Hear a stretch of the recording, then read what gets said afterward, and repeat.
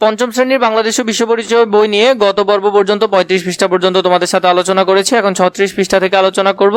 3. হোসেন শহীদ সোহরাওয়ার্দী। হোসেন শহীদ সোহরাওয়ার্দী অবিভক্ত বাংলার একজন প্রতিভাবান রাজনীতিবিদ ছিলেন। তিনি 1892 সালে ভারতের পশ্চিমবঙ্গে মেদিনীপুর জেলার এক সম্ভ্রান্ত পরিবারে জন্মগ্রহণ করেন। সোহরাওয়ার্দী অক্সফোর্ড বিশ্ববিদ্যালয় থেকে বিএসসি সম্মান ও বিএসসিএল ডিগ্রি লাভ করেন এবং পরে ব্যারিস্টার অ্যাট ল ডিগ্রি অর্জন করেন। 1920 সালে ইংল্যান্ড থেকে ভারতে ফিরে তিনি আইনজীবী হিসেবে কাজ শুরু করেন। সোহরাওয়ার্দী ছিলেন একজন দক্ষ রাজনৈতিক সংগঠক। তিনি কলকাতা খেলাফত কমিটির সাধারণ সম্পাদক নির্বাচিত হন।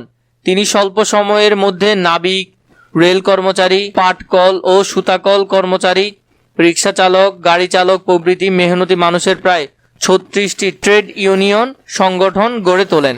তিনি Kolkata corporation deputy mayor, Bangla প্রাদেশিক সরকারের শ্রমমন্ত্রী, সরবরাহ মন্ত্রী, প্রধানমন্ত্রী এবং পাকিস্তান প্রধানমন্ত্রী ছিলেন। জনগণের অধিকার প্রতিষ্ঠার জন্য তিনি আজীবন সংগ্রাম করেছেন। তিনি মুসলিম লীগের গুরুত্বপূর্ণ নেতা ছিলেন।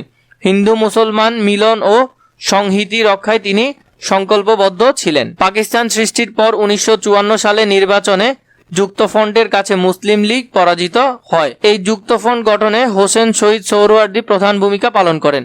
যুক্তফ্রন্ট মন্ত্রিসভা বাতিল হয়ে পাকিস্তানে একটি তত্ত্বাবধায়ক সরকার গঠিত হয়। এই সরকারে সোহরাওয়ার্দী কেন্দ্রীয় আইনমন্ত্রী হিসেবে দায়িত্ব পালন করেন।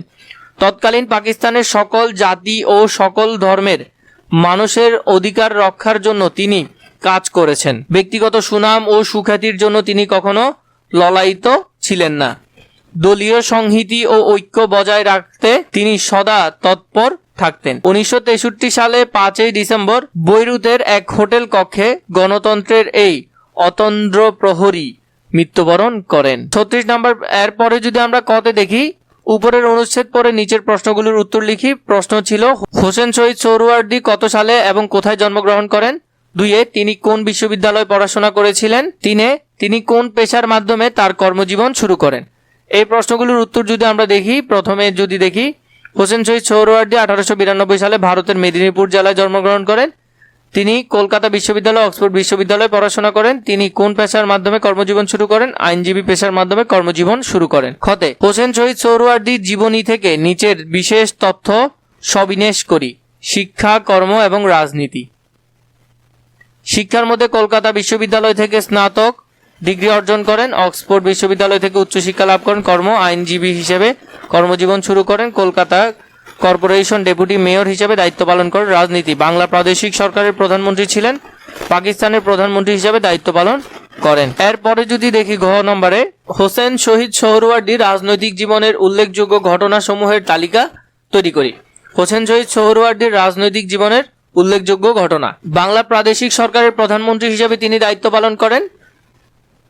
পাকিস্তানের প্রধানমন্ত্রী নির্বাচিত হন। গণতন্ত্র ও মানুষের অধিকার রক্ষায় সক্রিয় ভূমিকা পালন করেন। এখান থেকে তোমরা উত্তরগুলো সুন্দর করে বক্সে লিখে ফেলতে পারবে।